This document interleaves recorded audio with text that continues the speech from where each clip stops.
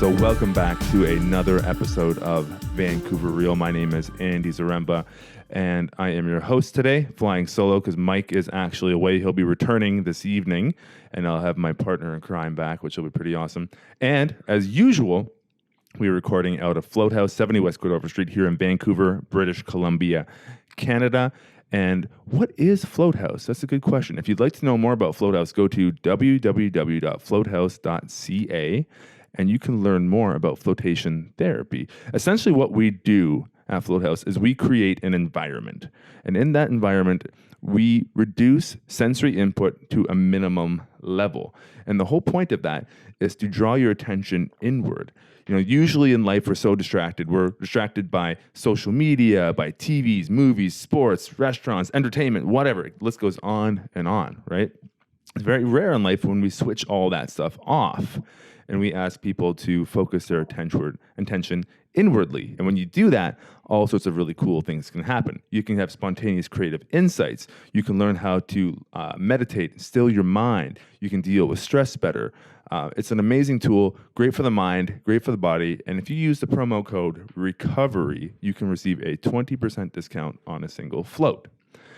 And as always, we give a shout out to Omed Pacman from Omega Point. He does the audio editing at the end of our podcast and makes us sound really great.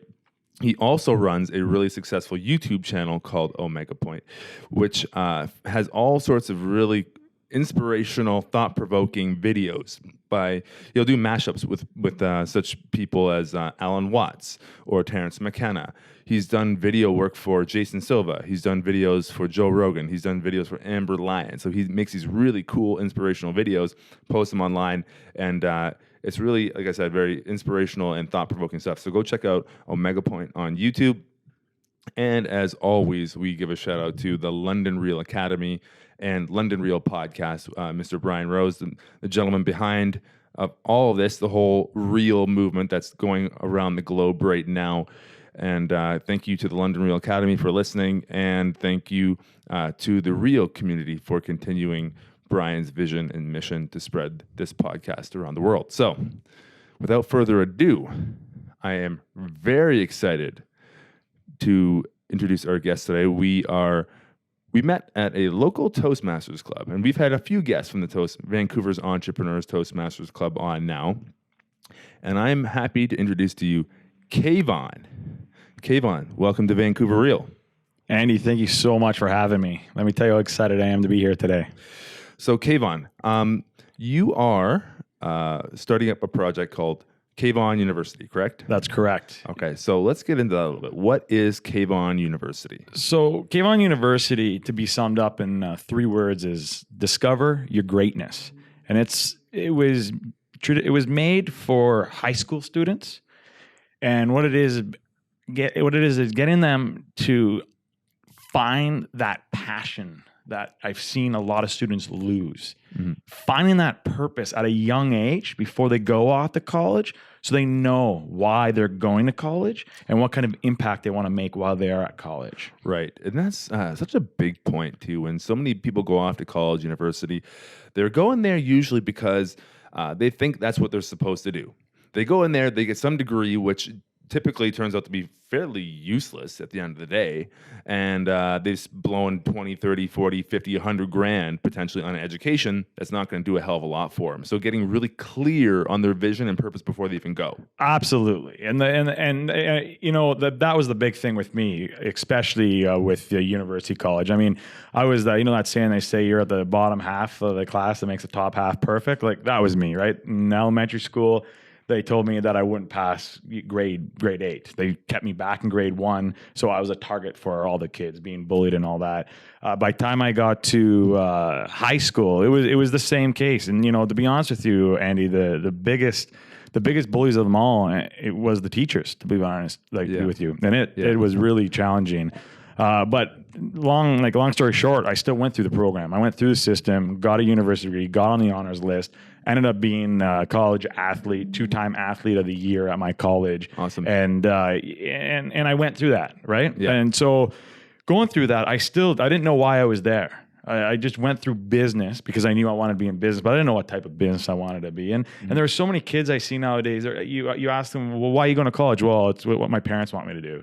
And before we get there, that's what Kayvon University is about, is defining, okay, why are you going to college? For what reason? Because let's get that entrepreneur out of high school. If I want to own my own business, well, Andy, me and you both know university's not going to teach that. The books are outdated. That's the problem. The education we're learning is just outdated. So if you're going to go to university, go to the best university you can possibly get into, because you're going to go and meet people. And that's why you're going there. Right. The networking is such a huge part of it. And I have a good friend of mine who graduated from Harvard Law years ago now, I think in the 90s.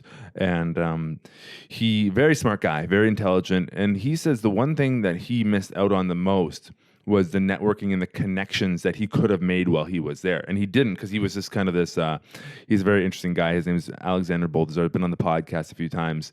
A very interesting character. And he, he was kind of an anarchist type of guy.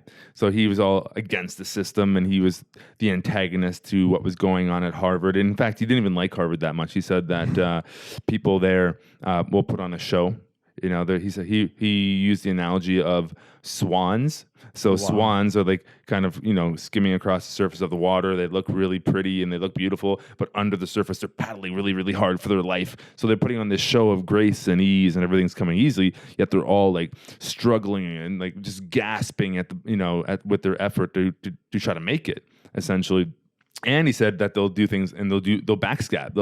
They'll literally, if they take notes for a class, they would actually write out a whole set of false notes and give people bad information and be like, here you go. Here's the notes for that test, and it's full of incorrect information, just so they'll help bring people's grades down and they'll rise up at the top of the class. So bullshit like that goes on. That's the self-serving leader right there, right? Yeah, that's a huge problem. That's an issue. Yeah, and that's not what Kayvon University is about. I can tell you that right now. Kayvon University is really what we essentially do. Is the first week with me. It's an 8-week program.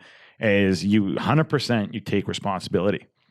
So what we do is we go through a module right away for the kids to start taking responsibility and realizing that they can be, do, and have anything they want, but they have to take charge of their own lives. Mm-hmm. They got to ask the question, why, how, and who can help me? That's the problem with these kids. They're scared to ask for help. They're scared to get that coaching. They think they're going to be wrong or be judged if they say, I don't know. But guess what? Yeah. I don't know can be very powerful. Exactly. Now, let me ask you this. Getting away from the university just a little bit, what drives you? What motivates you to even create something like this in the first place? So I'm very happy you asked that, Andy, because that motivation came to me not very long ago. And that was an internal motivation where I woke up one morning and I was sitting there in my 6-figure job, going every day to work. I had a lot of other projects on the side, and I just asked myself, why am I doing this? It hit me like a ton of bricks.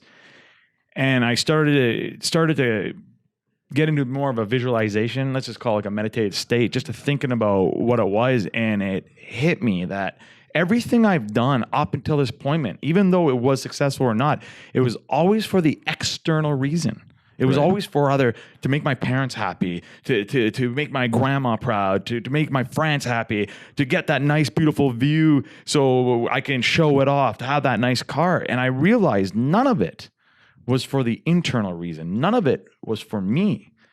And when that switch happened, I realized when you live life internally through to externally, it's a lot easier. It's a lot easier. Absolutely. 100% agree with that one. So what actually caused that switch? You want to know the defining moment? Sure.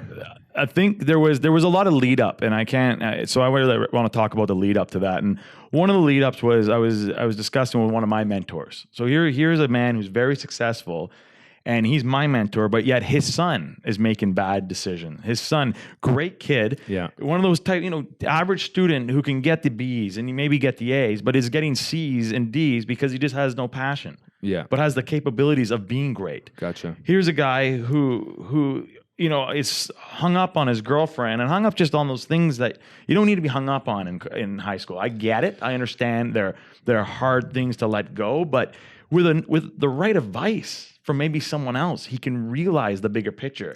And the funny thing is, he has that resource at his fingertips. He has that. That's his father right there, who's helped me, but he's just not seeing that. So the defining moment there was when I got a call saying he had rolled the car and crashed it. And that was to me saying, no more. This kid needs help. So I was sitting for a couple of days wondering, how can I help him? What can I do to actually produce a product or produce a service that it's not only going to help him, we can actually see the progress. We can track that progress. So I definitely went to the thinking box for a long time, right? Yeah. And then I went myself. I went on a vacation. We took the motorcycles up to the Grand Canyon. Wow. And the 2 hours driving to the Grand Canyon, when I got to that Grand Canyon and I saw that view, that is when it absolutely hit me. And I knew right then my duty, my obligation to this world is to help high school students find out who they are, find their purpose in life, and unleash that greatness. Right.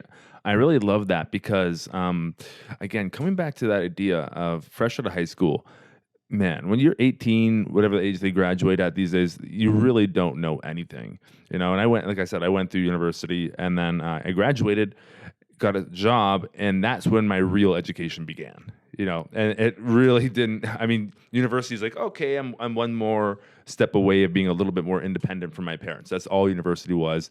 The whole social aspect was fine. My education, I was interesting. I learned a lot. However, did it really help me gain a career? Not really. And so you're kind of grabbing them at that age, that perfect age, to say, hey, look, what do you really want to do? Helping them get clear early on, as opposed to just throwing them in a system, go spend, $10,000 plus, way more than that, most likely, on education that's not going to help them all that much. I couldn't agree with you more, Andy. And I definitely want to stay, because I feel like we might be bashing a little the university system a little bit, right? Yeah. And again, it didn't serve me and it didn't serve you, because we're business people and we're entrepreneurs. But who it does serve, right? The university program is like one of my really best friends. He wanted to be a doctor from 6 years old. Yeah. We knew he was going to be a doctor. Yeah. And he had to go through this system. He had to go undergrad. He had to go to med school. Yeah. He had to do that to be where he is today. And now he's in internal medicine, infectious diseases. Well, that's amazing. Right? And that's what university is great for. I mean, if you're going to go in there and just get your BA or even MBA or something, or master's, that's not going to get you something amazing, unless you're specializing, like you're an engineer or you're a business major or in medicine or something like that. So why not I love it. I love where this is going, because that's what Kayvon University is identifying what is that, who are you? Are you an engineer? Great. If you are, then let's get you on that track of being an engineer. Yes. So if we can identify that grade 9, grade 10, grade 11, right? Then we have a vision. We have a roadmap. We have goals that we can set to get them into the best engineering school, right? To get them to the best med school, yeah, whatever it may be. Yeah. If we have someone who's the next entrepreneur, who I am just trying to think of a name, like Elon Musk. Elon Musk. Thank you, right there. Yeah. Why are we going to make him go through this system painfully, then put him through another system at that college university level, which me and like that's a lot of money. It's a lot of time. Why can't we discover that greatness now, and then put him in the right direction? And that's what Kayvon University is about. And it really excites me, because we can do that. I know that I can do that for these kids. Awesome. And I'm not going to be able to touch every kid. Right. I'll tell you right now. There's going to be 100 kids in the classroom. My goal is I can even get 3 or 4 of those kids to change their lives. Yeah. That, to me, is why I'm doing what I'm doing. Amazing. And let me ask you this. Why you? There could be a lot of people out there that could consider themselves coaches or mentors, whatever you want to call that. What would set you apart, and why are you a great person to coach people? I love that question, and I asked myself that too before I came up with Kayvon University. You asked, well, why would they listen to me? Why me? So I reflected on my life, and like I mentioned before, failed grade 1. I was labeled with every learning disability you can possibly imagine: ADD, ADHD, LD. Why don't you just put the PhD in there and, make me feel better? Yeah. Wow. But this was a serious thing to me. It was, I mean, I was ridiculed and I was bullied all the way through testing, special testing, getting pulled out of class to go to special resources. It went all the way through elementary school, all the way through high school. There was a defining moment when I was actually in university, a recognized university, Mount Allison, on a football scholarship. And I was in the special resource center with the dean. Oh, so you were one of the Mounties. I was a Mountie, yeah. I played football, and that's a story we come back to. Ask me about that, because that was not following my passion. That wasn't following my dream. That was another one of those moments. But when I was sitting in that office with my mother, actually, because it was the last day I played football with them, she looked at me and said that I would not pass university. I would not go anywhere with college. And if I was smart, I'd go back to that same factory that my dad worked at, that factory that I feared all my life.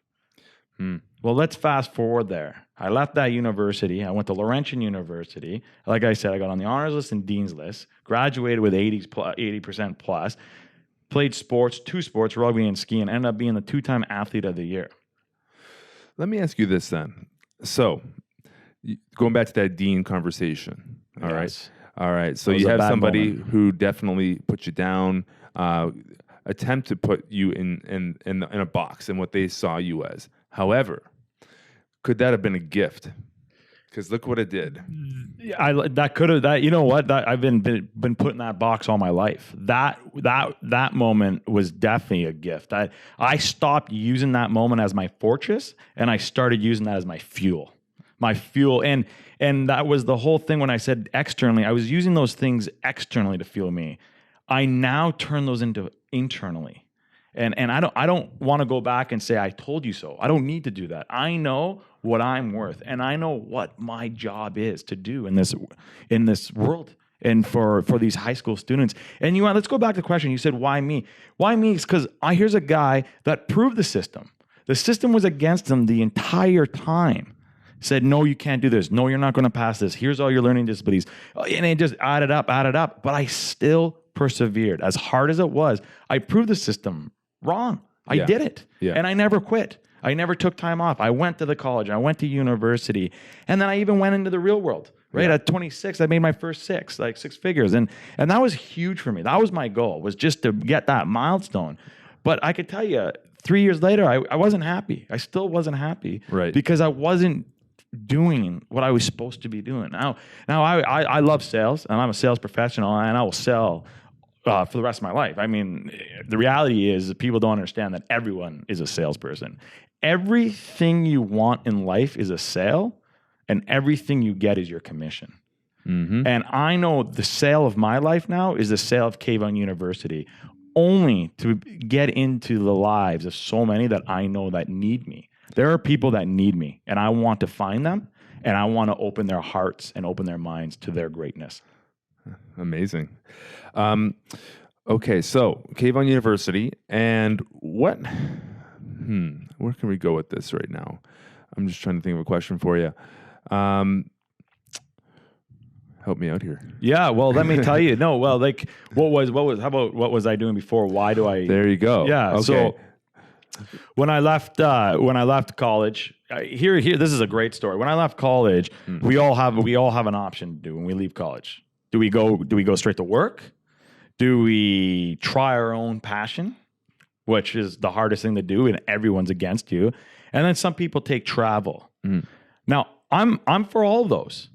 If we know why. Why are we choosing that? I don't think most kids these days that are graduating, they're not ready for the work world, and I don't advise them to go there. Now, I'm not saying go travel and waste money, but if you feel that inner gut telling you that I need to go experience, then I would say go experience it. But again, always ask the question, why? Why do I feel like I need to go to Thailand? Because my friends are going there, or because there's something there calling me?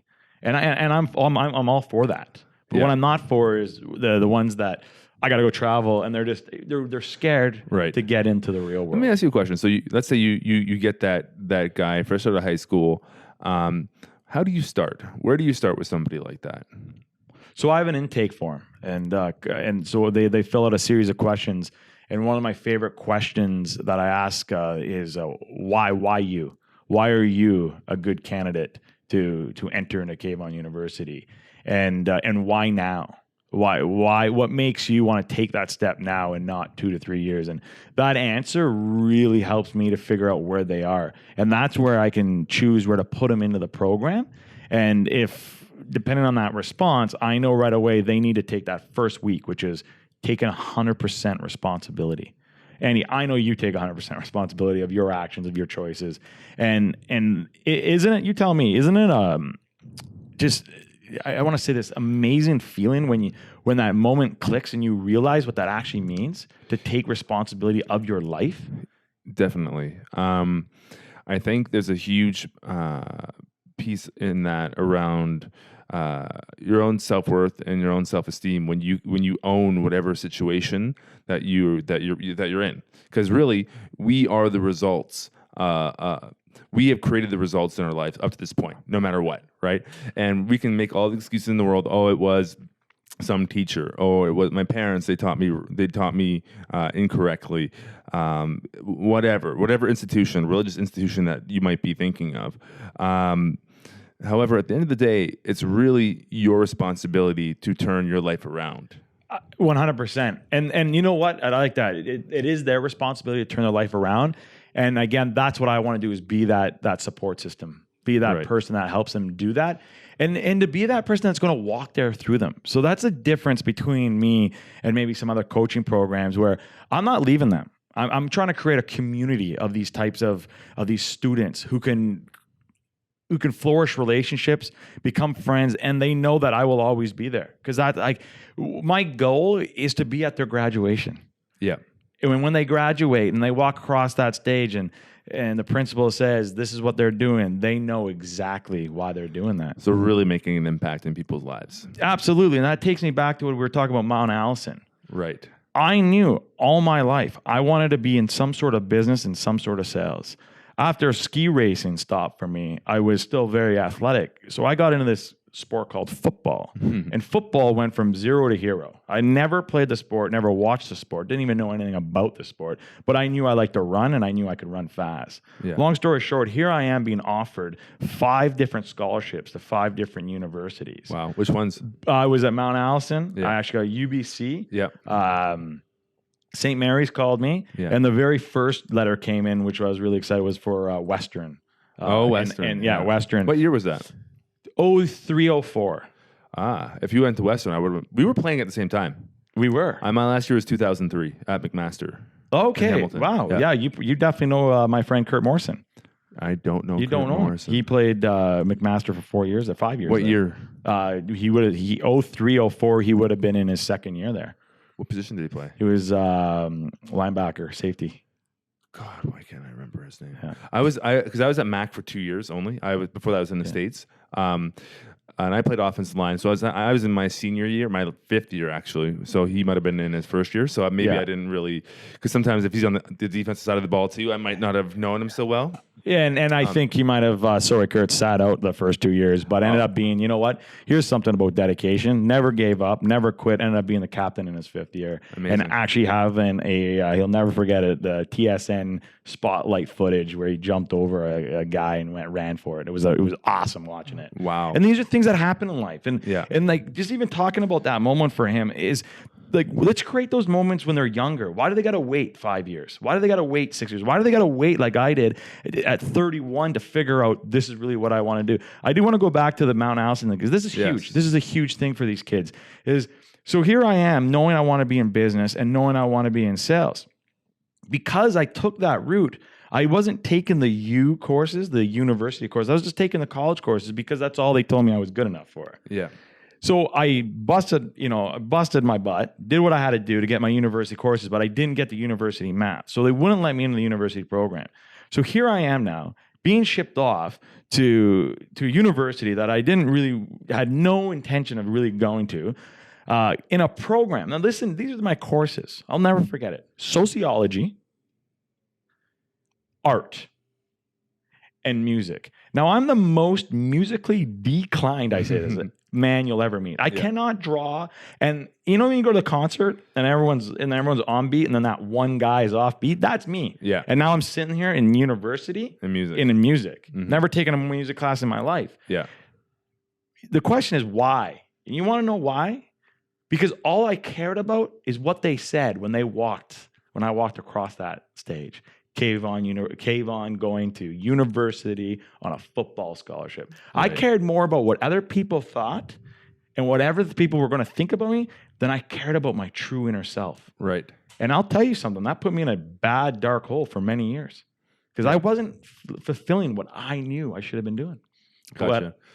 What position did you play, by the way? Running back. Okay. The running back. Awesome. Amazing, man. Yeah, I know it was awesome. I loved it. Did you have fun? I loved football. I miss it still. Oh yeah. Again, I'll tell you, I didn't know the plays that well. I didn't know the defense. I loved running. Yeah. And I think what it was I was running. I was running always for life. I was running away from the fears and I was running to that end zone where I knew there was the prize. And that literally was the motivation. And it was always my way of standing out of the crowd and saying, "You're wrong. You don't know me." Yep.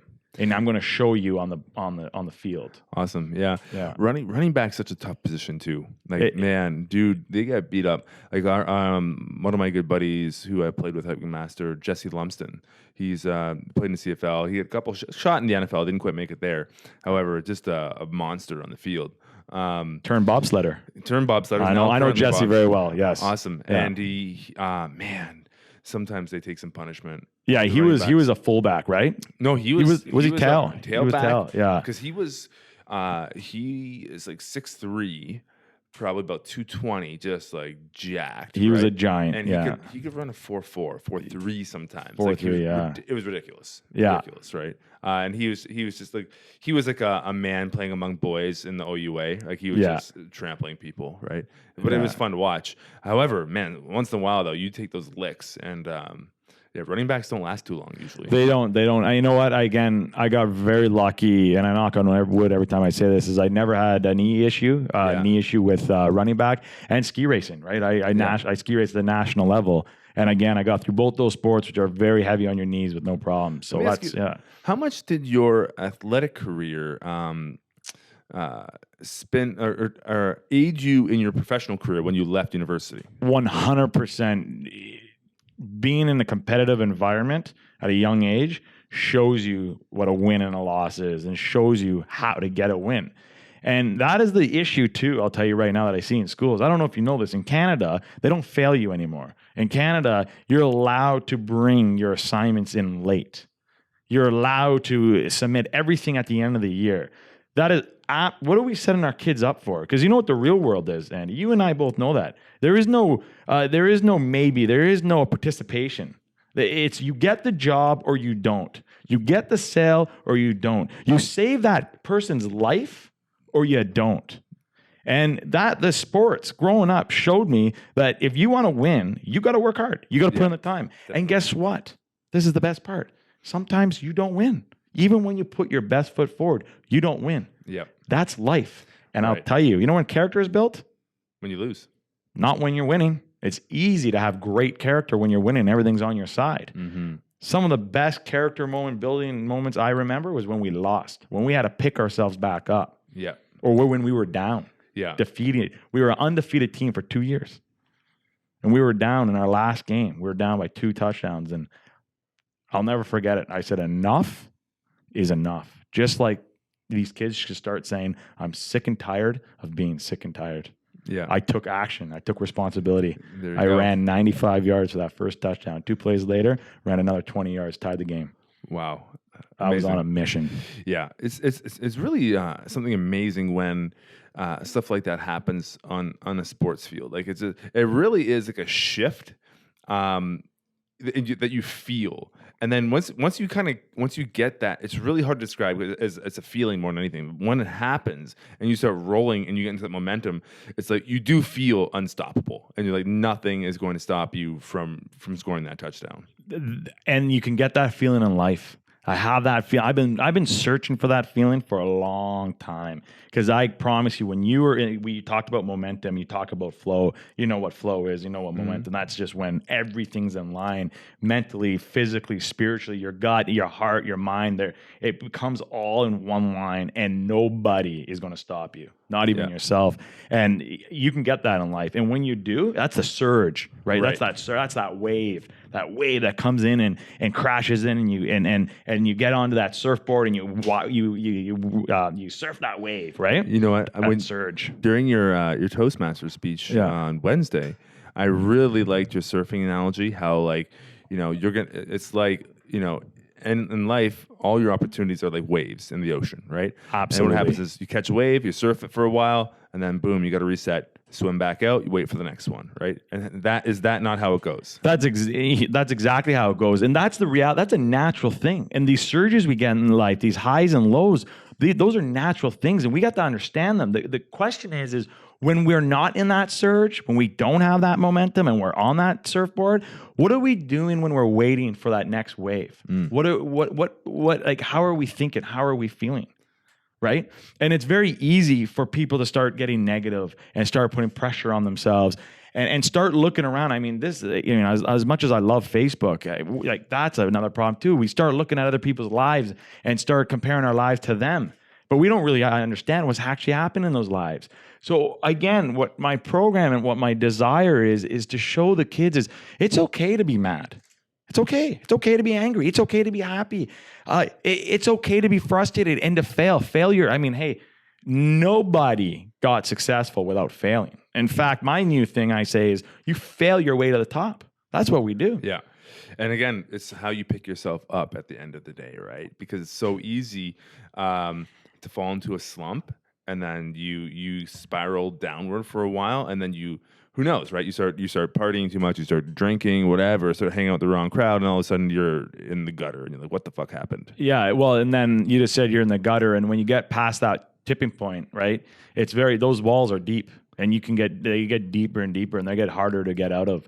So if I can come into their lives and catch them before they go that deep, I mean, how powerful can that be? Exactly. I've been there, right? Yeah. I've been there. So we're going to have our ups and downs for sure. It's, again, like you said, in between the waves. What are you doing? Are you lying back on your surfboard? You're taking it easy, looking at the girl next to you in the water, or are you training?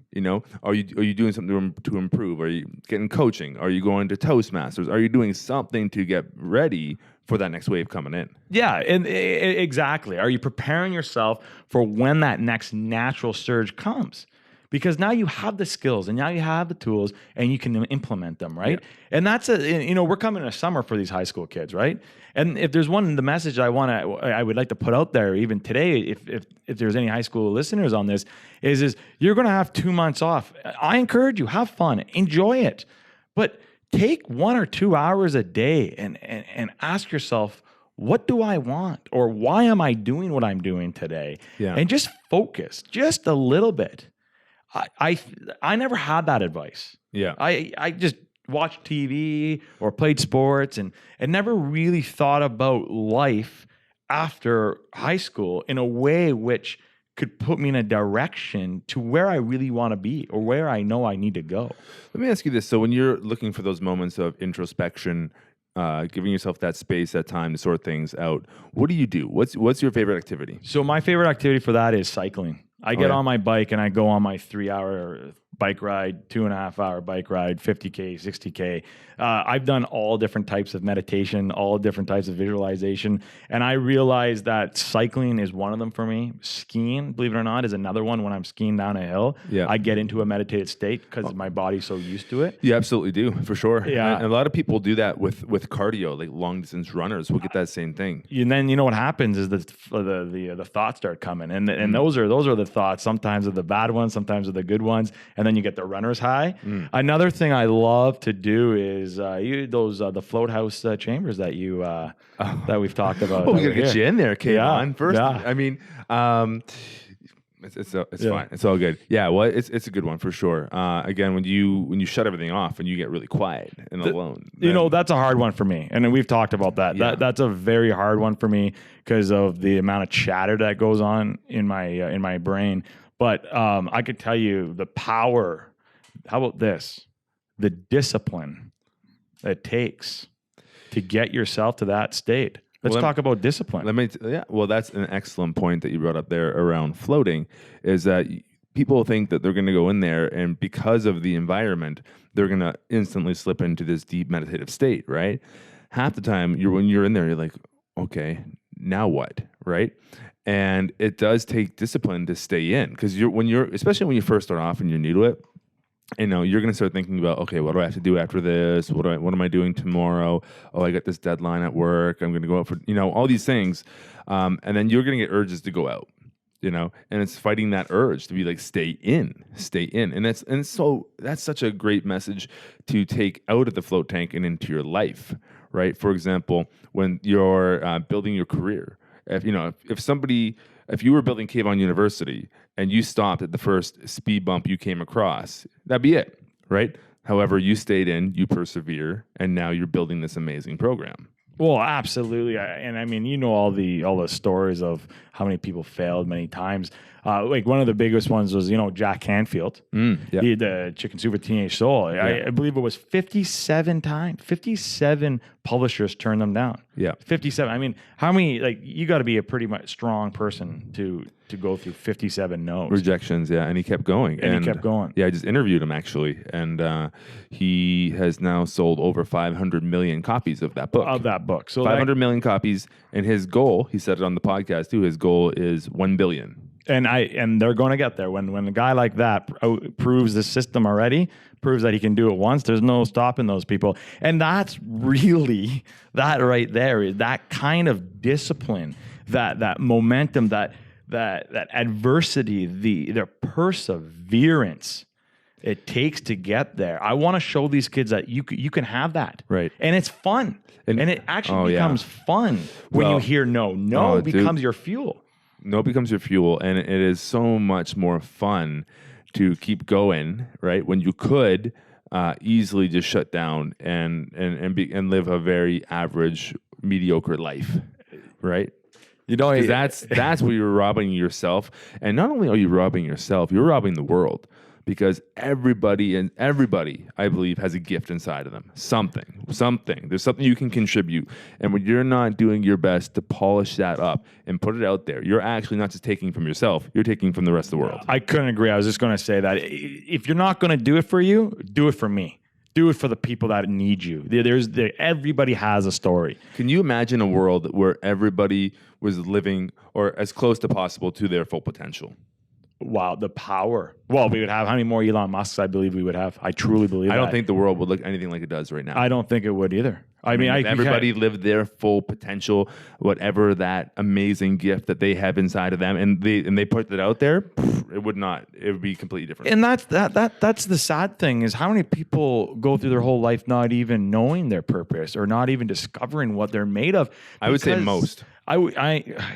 I would like to agree with that because I like to think not most, but I do know that it's definitely more than the people that do find their potential or find their greatness, and I agree with you on that one. Because I mean, here's the thing too: like you're in a bit of a bubble because you are the type of guy who's going to surround yourself with people who are out there doing things, making things happen, pushing the limits, pushing their own personal boundaries, whatever, right? So I get really wrapped up in different kind of spiritual communities. Or you could do this for fitness. When you're at a gym and you're working out, you're like, oh man, there's so many fit people out there. When in reality, it's a really small percentage of the population. Absolutely. And that can become intimidating too, right? That's a great one at the gym is you start judging yourself and looking at, half the gym's bigger and better than me. But if you take all the people that aren't in that gym, right? Which is most people. Again, and that's just one example highlighting that I think that a lot of people are really kind of just going through the motions. Well, they're living for the weekend, living for that vacation. Because this is why. Let me talk here. This is exactly why I created Kayvon University is because of that. Do you know how many of these people I know that live in my hometown that I don't want to say, I want to keep that confidential just in respect to them, that I know that they're not truly happy. Sure, they look happy on the outside, but there's no way that many people would get married that quick and have kids that quick. They do that because that's just what you do in a small town. Mm-hmm. But I can't imagine how many winners, how many Elon Musks, how many people there are that are dying to come out, but they don't know how. And that's my whole purpose is let's find those people early so they don't get stuck like we're talking about. They don't get locked into average. Average is average. Andy, when was the last time you woke up and said, I'm going to have an average day? And I'm going to have average food and go to dinner with my average wife and have an average server and park in an average parking spot and have an average table. Average is average. I no, it's not that I ever want to do those things. My life is always in a development, always in a progression. And one thing that's a motivating factor for me, and I'll be really real about this, is that I know the clock is ticking on my life.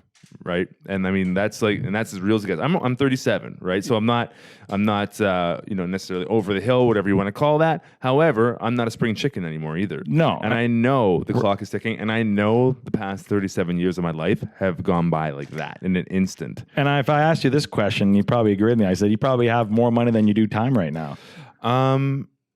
No. Well, I have a lot of free time. You do have you have free time. However, I fill my time with things that I really enjoy doing, like podcasting, like opening new businesses. Yeah. I don't talk about having free time. Like, we all have the same amount of time. That's what we're chasing. What are we doing with our time? Well, absolutely. But a lot of people are chasing time, right? They're chasing time. They want that freedom. They want that time, but they don't know how to get there, or they make the excuses. My job. I got kids.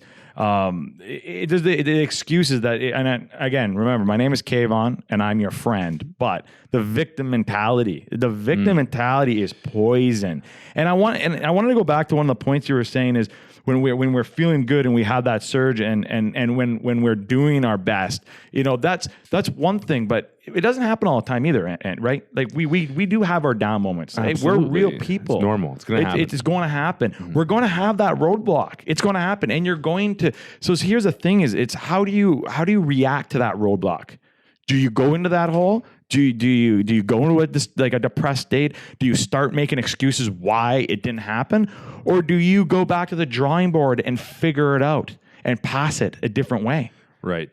Life's a roadblock.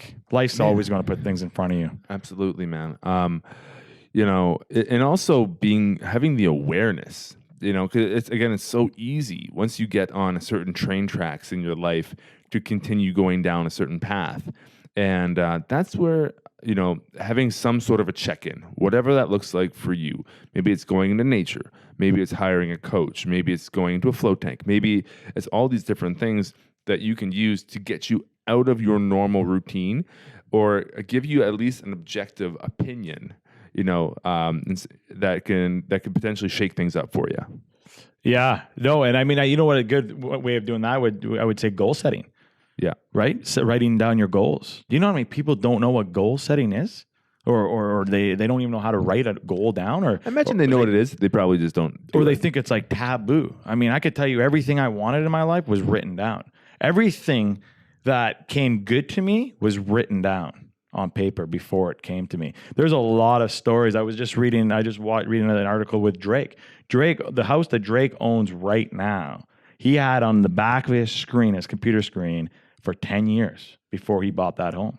Right. So do you believe in things like vision boards? Absolutely believe in vision boards. Do you have 100%? Yeah, I have a vision board. Yeah, I've had a vision board since I was in grade 8. 100%, I have a vision board. Yeah. Here's one of the things too. Is they say these kids dream about the car, right? It's one thing to dream about the car. It's another thing to put the picture of the car on your back screen. You know what else you want? You really want to get that car? You go to the car dealership. They'll let you sit in that car and you smell that car. You do that, you will have that car. You are putting out to that world, to that universe, is you want that car and you'll get it. And you'll do what you need to do to get it. A lot of people who I interview in this podcast, they talk about, especially lately, they talk about the law of attraction. Have you heard of that before? I know the law of attraction. Like the secret kind of stuff, right? Let me ask you this. So how much of it do you really believe is kind of like a metaphysical thing that happens where we're going to set an intention and the universe will bring to us whatever we want? Or is it just setting that intention and becoming really clear on what you want and you start doing the things that are going to make that happen? 100% the second thing. Yeah. Now, there's a lot of ways that the law of attraction works, right? But the law of attraction only works when you start changing your belief system, right? You got to change your beliefs on how you want it to work for you. So here's how the law of attraction works for me: is I set a goal that I want. I don't sit at home and I'm going to get the goal. I'm going to get that car. That car is coming, baby. I can't wait. No, you know what I do is I go and figure out how to get that car. I go out there and I put out to the world that I want that car, and I'm going to do what I need to do to get that car. I'm going to set the things up, set the roadblocks, the stepping stones that I need to do to get that car. Yeah. That's how the law of attraction works. You know, I would agree with you too. And I think that there is something to be said for, there's a great little phrase called, if the intention is clear, the mechanism will appear. Yeah. Right? So if you're clear on what you actually want, if your intention is clear, things are going to start revealing itself to you that are going to help you get to where you want to be. In one way, shape, or form. You know, one way I heard, or one version of how I heard this works is that you're actually, when you're doing the visualization and you're thinking about what you want, you're visualizing that perfect car, that house, whatever. What you're actually doing is you're burning that desire into your subconscious. So what you're going to start doing when you go out into the world and you go into real life, you're going to start taking more action steps, which will actually lead to you getting those things. Yeah, I totally agree with you. And here's something else. I think when we talk about the law of attraction and we talk about goal setting and visualization, is one thing that it's very clear you have to understand though is it's one thing to want the car, it's one thing to want $10 million, but you have to be in the sweet spot for that. And what that sweet spot is that internal, how do you feel about that? Because if you said to me, Kayvon, I want $10 million tomorrow, and I'm going to do everything I can to get that, it's not going to happen. I don't feel good about $10 million tomorrow because that's not reality. But if you said to me, Kayvon, how does their next year look like? I can tell you exactly what it's going to look like to me because I feel it inside and I'm doing everything now to go get that. So there's that, you got to make sure you have that sweet spot. Yeah. Well, I agree. I've known you for what, maybe a year and a half now, something like that? Yeah, about a year. Absolutely. Yeah. And it's been a great year. And for sure, man. Great and one thing I've really seen, since you came back to Toastmasters, something has changed in you. I don't know exactly what it is. Before you had like a passion, now it's like you have passion and direction. And absolutely, that's exactly it. I was the kid full of piss and vinegar. They say. Yeah. I wanted everything and I wanted it now, but I had no idea where to go. I had no idea of how to get it. And you know what? Too. Let's just be honest here. It's maturity too. There was a maturity factor, right? I was 26, 27, and I was doing good. I was making good money, but I just wasn't.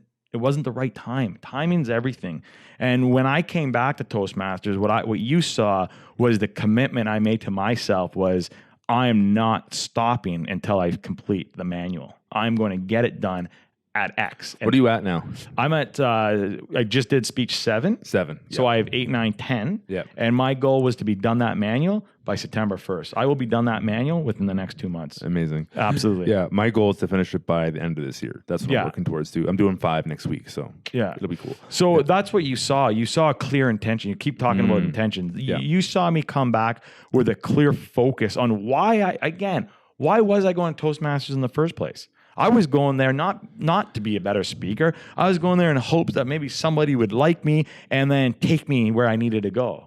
Again, living externally. Almost like you were seeking that approval from somebody else first before you gave yourself the approval. Yeah, absolutely. I'm not even going to argue that one. That's a bang on. I think a lot of people do that. I think a lot of people, they'll wait for their teacher, their guru, their whatever you want to call it, to say, now you're ready. Now you can go do it. And then once they feel like they have that permission, they'll go do it.